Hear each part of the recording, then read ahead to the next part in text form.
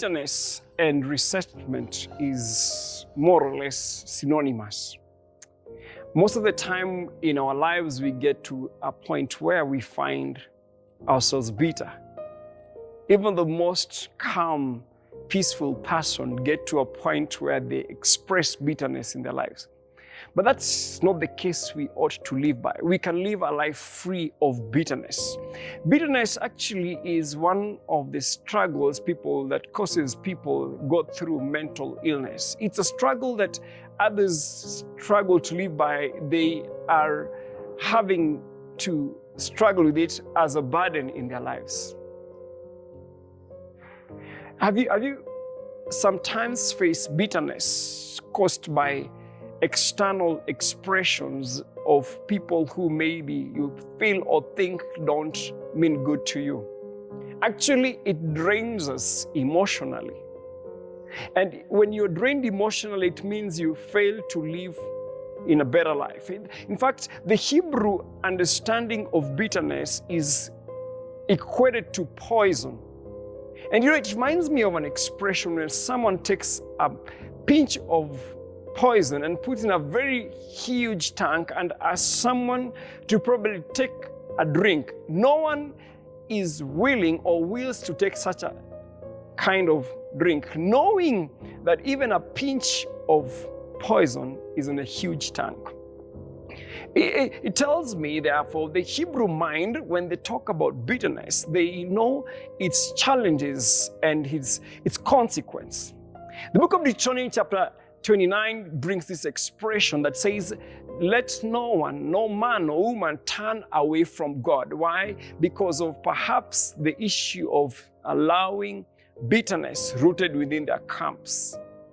Bitterness may cause poison that may ruin us emotionally, that you can fail to function as a human being. And therefore today I'm here to remind us that bitterness also has its symptoms. Why? Because one who is bitter may have sleepless nights, may have low self-esteem, may have traumatic expression or events, may also have to a point where it causes low libido. It is negative personality. There are people who are naturally gifted in having bitterness in their hearts.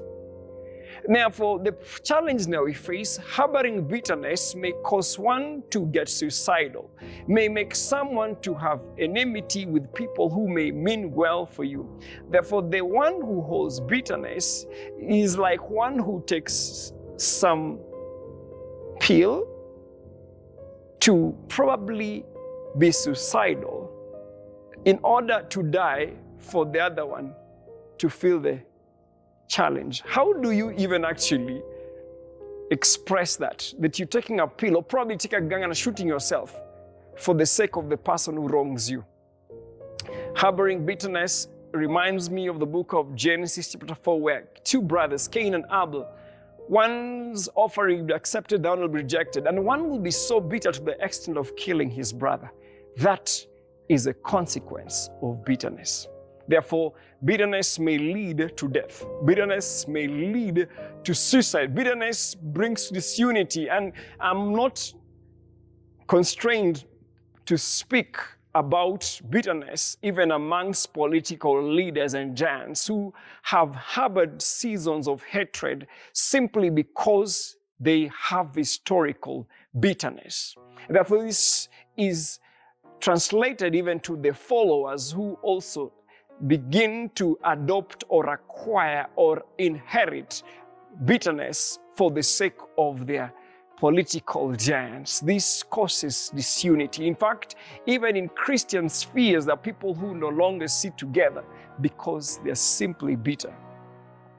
Therefore, the Bible, the book of Hebrews, reminds us that we ought to ensure that bitterness is rooted out. The book of Hebrews chapter 12, you find it comes to attention also in the book of Ephesians chapter 4 verse 31, where it expresses the feeling that get rid of bitterness. Therefore, as you remove bitterness, you go deep to root it out.